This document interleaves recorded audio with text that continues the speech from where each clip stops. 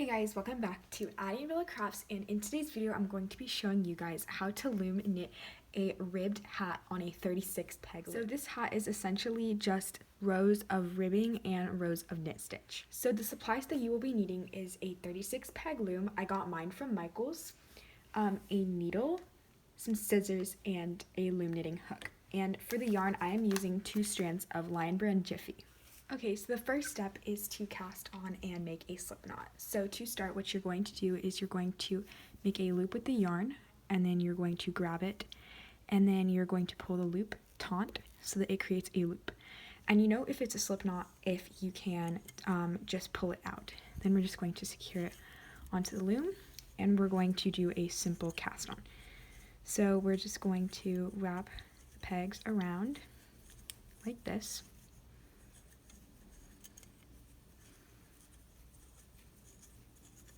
All the way around the loom. Once you get to the next part of the loom, what you're going to do is you're just going to pull these pegs down as you make a second row. This is called the cast on, and if you're a little bit confused on this, you can see our how to cast on and make a slip knot video. I will leave it as a link in the description box below. So we're just going to be looping these loops all the way around till we have 2 equal loops on each peg. Now you can stop at this one and keep this loop down with your thumb. And then what you're going to do is you're going to take your hook and you're going to go to the very left of the anchor peg, and you're just going to take your hook and you're going to pull that one over the top. And you're just going to pull this loop over the top as well. Like this. And you're just going to grab all of the bottom loops and you're just going to pull them over the top. Okay, so now all of the loops are pulled over the top, so now we're going to start the ribbing. The reason why I have these different rubber bands on each of the pegs is the rubber bands that are marked symbol for knit stitches and the ones that are unmarked single for purl stitches. It's optional whether or not you want to mark these pegs. I did the first few just to show as an example to you guys, but I typically don't need to use them. But they're just used so that you don't get confused. So the first stitch is going to be a knit stitch. You're just going to pull that over the top, and then the stitch that's going to be unmarked is a purl stitch. You're going to grab it with your hook, pull the yarn underneath, and grab the bottom part of the yarn and pull it over the top like that. Now we're on a marked peg, so we knit that one,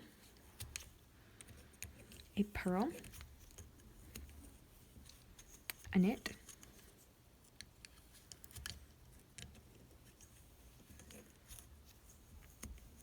purl. Alright, so you're going to do this all the way around the loom until you come to the ending point of it. So right now I'm just going to knit this one and purl this one. So that signals as one row. So you have basically just knit your first row, and you're just going to continue this pattern of knitting and purling. So we're going to do another row of knitting and purling.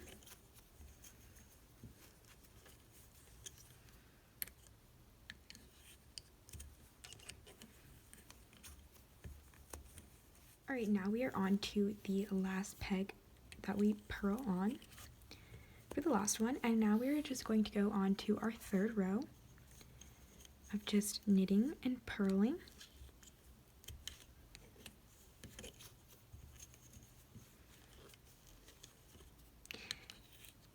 And since we are on our third row now, it is also time, you can just do this whenever during your third row, you can just pull this anchor peg part off, pull it through the back and pull it. And you can just leave it like this until the end, and we are just going to basically just weave in the edges then. Alright, so now I am just finished with my third row, and this is what it looks like. So you should be able to see some of the knits and the purls coming out. This is what it looks like. So these are the knits, and then the purls are just the ones that they just look kind of flat sort of. Those are what the purls look like. And on the opposite side of where the knits and the purls are, on the opposite side, the purls are where the knits are, and the knits are where the purls are on the opposite side. Because the knit on the other side looks like a purl on this side. So that's what that looks like. And for the purl on this one, I would suggest doing about 10 to 12 rows. So probably doing about 10 9 to 10-ish more rows. Okay, so the next part in making this, so once you have knit the 12 rows, I knit 12, you can knit a little bit more or a little bit less. And the next part is to knit a knit stitch. So to do that, you're just simply going to knit stitches like this. You can knit stitches like that, or you can just do them individually to get rid of like the ridging on a knitting loom, just knitting simply with the knit stitch going all the way around. You'll see what I mean. Knitting like this is quite a bit easier because it makes sure that there aren't any like weird looking ladders in your loom knitting, I guess I should say. If you have knitted for a while, you know what I'm talking about and probably knit like this anyways.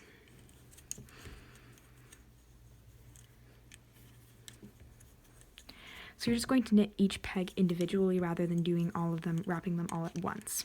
So you're just going to knit all the way around the loom, and then you're going to stop at the anchor peg, knit all the way around again, and just keep going. So here's the end of my first row, and you're just going to want to continue just knitting like that regularly for about 20 to 25 rows. So this is a hat where I knit exactly 20 rows, and if you want it to look a little bit bigger, then just keep adding more and more rows on top of it. I think I'm going to knit about 25 rows for this one.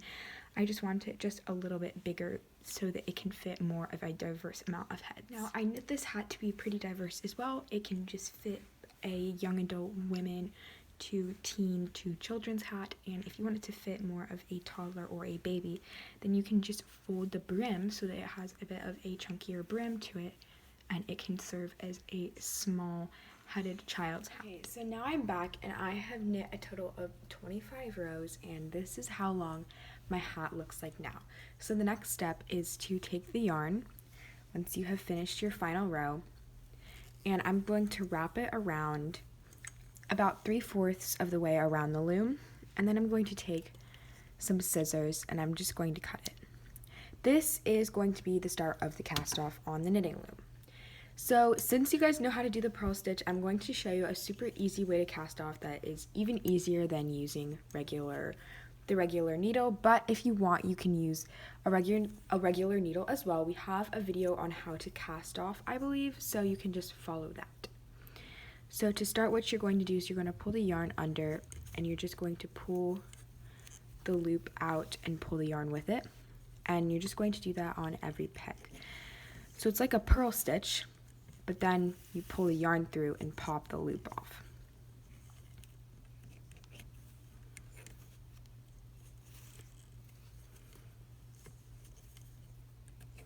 And this is the exact, basically same process as using a needle, the large needle to just pick the loops up. It's the exact same process except for you're just using your hook. In my opinion, this process is a lot easier and faster and just less chaotic for me, so that's why I do this. So you're just going to do this all the way around the loop. So now that you have reached the last few loops, you're just going to do the same process to take it off.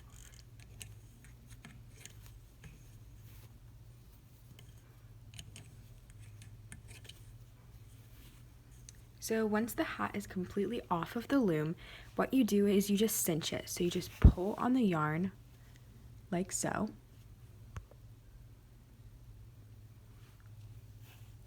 And you cinch it like this.